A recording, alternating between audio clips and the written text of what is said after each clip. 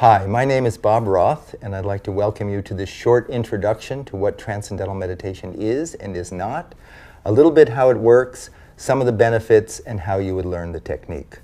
So we're all on the same page. I want to start right off with a very simple working definition of Transcendental Meditation. Number one, TM is a very simple technique. It's simple not because it's simplistic or a beginner's meditation, but because there's an elegant simplicity to the practice. Very profound, elegant simplicity to the practice. Number two, it's natural. There's no manipulation, there's no suggestion. Every human being can practice Transcendental Meditation as well as every other human being. Very simple to learn and very enjoyable to practice. Number three, it's effortless. Effortless in contrast to many other meditation techniques which involve concentration or control of the mind, trying to clear the mind of thoughts. This is completely effortless, as we'll see in a few moments. It's practiced 20 minutes twice a day, sitting comfortably in a chair with your eyes closed. It can be done, on a train. It can be done on an airplane. It can be done in a car if someone else is driving. But it can be it's just done sitting comfortably. It's a silent technique with your eyes closed. And this is what it's not. It's not a philosophy. I have no philosophy for you. When you learn Transcendental Meditation, no one's going to give you a TM philosophy of life. There's no philosophy whatsoever. It doesn't involve any change in lifestyle. You don't change your diet or anything. And the third thing is there's nothing to believe in. I want to emphasize that because sometimes people think, oh, when I learn to meditate, I have to believe in it for it to work. You can be 100% skeptical and the technique works just as well, the benefits are just as profound, as if you went into this thing thinking, oh, I believe in meditation, it's going to work. So there's no belief whatsoever. So to understand what Transcendental Meditation is, and to understand how it compares to other forms of meditation or self-development, I like to use the metaphor or the analogy of an ocean. You're on a small boat, you're in the middle of the ocean, out in the middle of the ocean, and all of a sudden you get these huge swells, these huge 40, 60-foot high waves, and you could think, oh my God, the whole ocean is in upheaval. Well, not really, because if you do a cross-section of the ocean, you see these little 40-foot high waves, and the ocean is like, in reality, a mile deep. And the ocean is active on the surface, but at the depth of the ocean, it is naturally silent. And it doesn't matter if those waves are 200-foot high waves.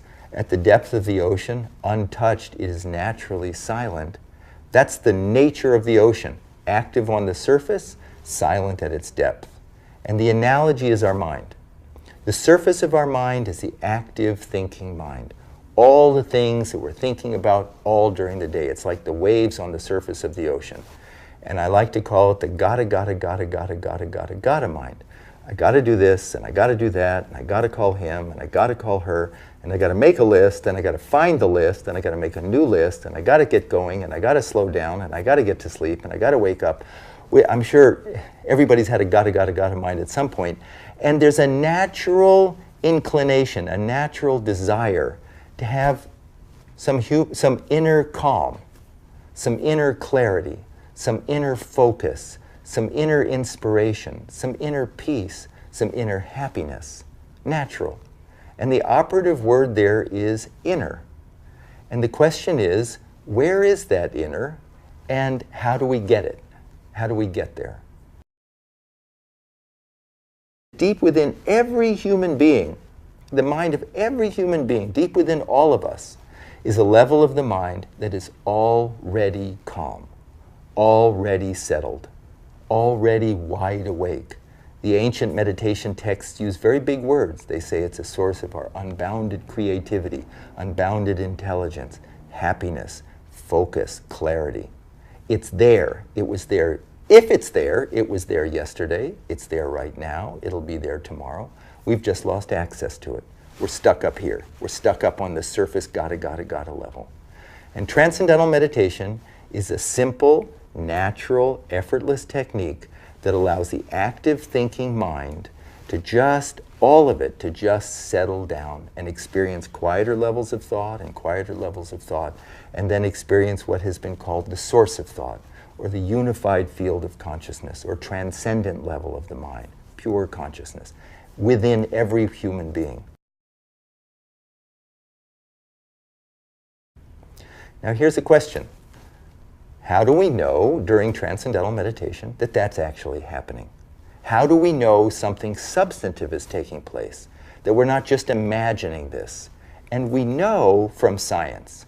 And why do we know from science? Because we know from science mind and body are not just interconnected. In many regards, mind and body are basically one. And if it's true that during transcendental meditation, your mind is just effortlessly, comfortably settling down, experience quieter and quieter levels of the mind, and then experiencing that source of thought, it must show up in a very profound and dramatic way during the meditation, and it must show up in the body. And I'm not going to go into all the details here. This is just a quick survey, but you can go to tm.org. You can go to all the research that's been done. But basically what the research shows is that during transcendental meditation, your body gains a state of rest and relaxation in many regards deeper than the deepest part of deep sleep. And what that deep rest does, it allows the buildup of stress, fatigue, tension, anxiety to be dissolved, to be eliminated.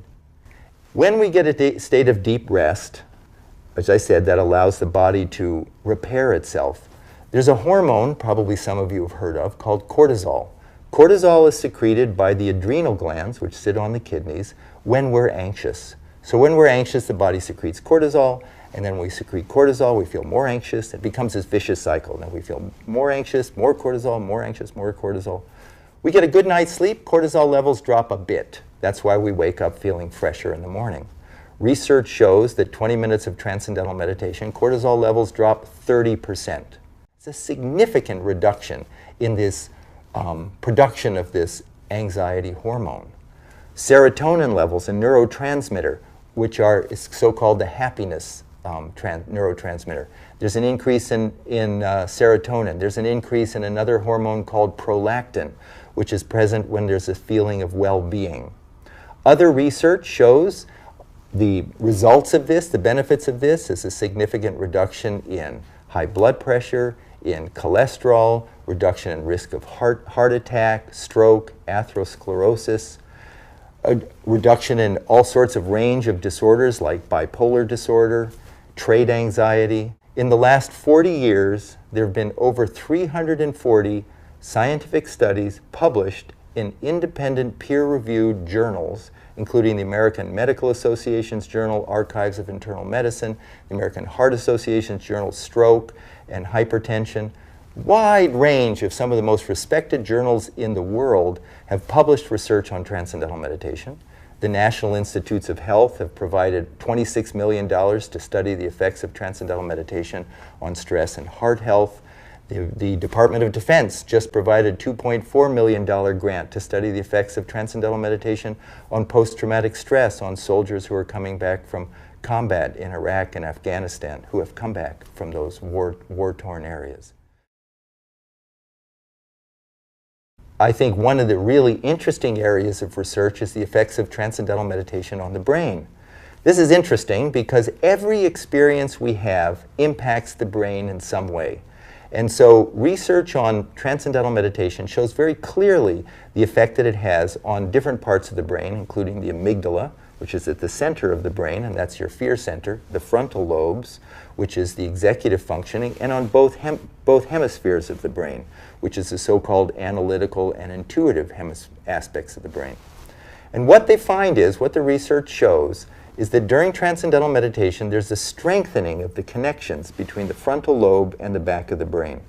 This is important because the frontal lobes govern decision-making, planning, judgment, problem-solving, sense of self, ethical reasoning. Everything good about the brain depends upon the connections between the front of the brain and the back of the brain, between all aspects of the brain. And stress rips apart, you could say, as if takes the frontal lobes offline. That's why, does a stressed person have good judgment? Does a stressed person solve problems, plan well? No, because the frontal lobe goes offline. During Transcendental Meditation, those connections are strengthened. During Transcendental Meditation, the connections between the left and right hemispheres of the brain are strengthened. All parts of the brain connect together during TM, and because of something called neuroplasticity, those connections that we have in meditation last in daily life. And that's why people report that they think more clearly, that they make better decisions, they solve problems better. Why students find that their grades go up and their test scores go up. It's not magic, it's now the brain is optimized. The whole brain is functioning in a coherent, integrated way. In fact, there's a spreading of coherent alpha brain waves from the back of the brain to the front of the brain. And alpha brain are indicative of a state of restful alertness. And that's what Transcendental Meditation produces, a state of restful alertness. Now the big question is, how do you get there? How do you go from the active thinking, gotta level of the mind to these quieter and quieter and quieter levels to that source of thought? And how do you get there effortlessly?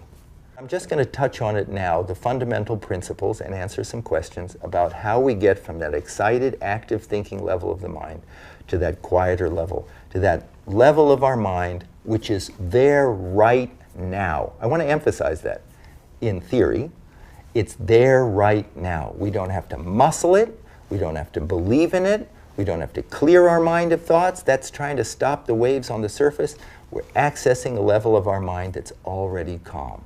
It's a wonderful experience. It's a blissful experience. It's a satisfying experience. And how do we get there? The key thing I just said is it's a satisfying experience. I'm going to give you 3 examples of daily life of why that's important, and then tie it in with Transcendental Meditation. You're sitting in a room and you're listening to some music, and it's dreadful music. Let's face it, it's really bad music. And in the other room, some really, really elegant, exquisite music comes on that you just love. Where's your attention go? You turn that off. I want to listen to that, right? You don't have to think it through. Your attention is drawn to that just beautiful music, wonderful music. Or you're at a dinner party and you're stuck in a corner somewhere and you're in a really boring conversation, and just a few feet away you can overhear a really interesting conversation. Where's your attention go? You're trying to pay attention, but you keep being drawn to that more fascinating conversation. Or, third example, you go on a vacation and you have 2 books. And the first book is boring, you can't read it. The second book is great, you're absorbed in it. Hours fly by. Those 3 examples are examples of what we call the natural tendency of the human mind to be drawn towards some field, something more satisfying. Absolutely spontaneously more satisfying. Inside is a field of great satisfaction. Source of thought, great, very charming field. In Transcendental Meditation, we learn how to give the attention of the mind an inward direction. Instead of outward through our senses toward that nice music, that interesting conversation, that, is it hard to watch a great movie? No, your attention is drawn to it. So, but that all goes out through the senses. Now, like that cross-section of the ocean, we learn how to give the attention of the mind an inward direction, and automatically the attention is drawn, settled quieter and quieter and quieter levels, because quieter levels of the mind are increasingly more satisfying, more satisfying. It's like you teach a child how to dive. You say, honey, just stand like this, stand here, now get those initial conditions, bend over like that. The rest is automatic. Gravity, nature takes over. In the same way with Transcendental Meditation, we learn how to give the attention of the mind an inward direction, and automatically the attention is drawn inward. And as the mind settles down, we notice our body gaining a profound state of rest and relaxation. That rest and relaxation releases stress, dissolves stress, rejuvenates the body, and then we're ready to go for the next 6, 8, 10 hours of our day or evening. So for the attention of the mind to settle down effortlessly in Transcendental Meditation, we use a mantra. A mantra is a word or a sound that's used silently. That's number one, that has no meaning. If it had a meaning, then we're stuck on the surface. What does that mean? What does that mean? The intellect kicks in. It's also a word or a sound, used silently, that is positive. It's known to be positive, life-supporting. It's a good sound for the mind to settle down. It's a sound, a mantra has been used for thousands and thousands of years for just this purpose. Transcendental meditation is always taught one-to-one by a trained, certified teacher of TM. I need to emphasize that. This isn't Transcendental meditation is not a mass meditation. It's not something you learn out of a book, not something you get from a tape. The technique is taught over 4 consecutive days of about an hour to an hour and a half a day over 4 consecutive days. And the first day, always one-to-one with a trained teacher of Transcendental Meditation, certified teacher. And at that time, what you learn from your teacher is you're given a sound, the proper mantra, proper vehicle for you to settle down, and you're taught how to use it properly. Both things are absolutely essential. This meditation dates back thousands and thousands and thousands and thousands of years. It predates all the isms. It's not a religion. It's not a philosophy. It's a universal human being practice. And from that tradition of Transcendental Meditation, called the Vedic tradition of teachers, it has been passed on from teacher to student, teacher to student, teacher to student, always in an oral tradition over thousands of years. And the most recent great meditation teacher was Maharishi Mahesh Yogi. And Maharishi proceeded to teach and oversee the teaching of thousands and thousands of teachers of Transcendental Meditation who know how to select the proper mantra, the proper sound for an individual, and how to teach them to use it properly. Without both, you basically are stuck. With both, then we know how to effortlessly settle down and experience quieter levels of thought, completely rejuvenate mind and body for a much healthier, more satisfying life. How does this differ from other forms of meditation? And for this, we look back to scientific research.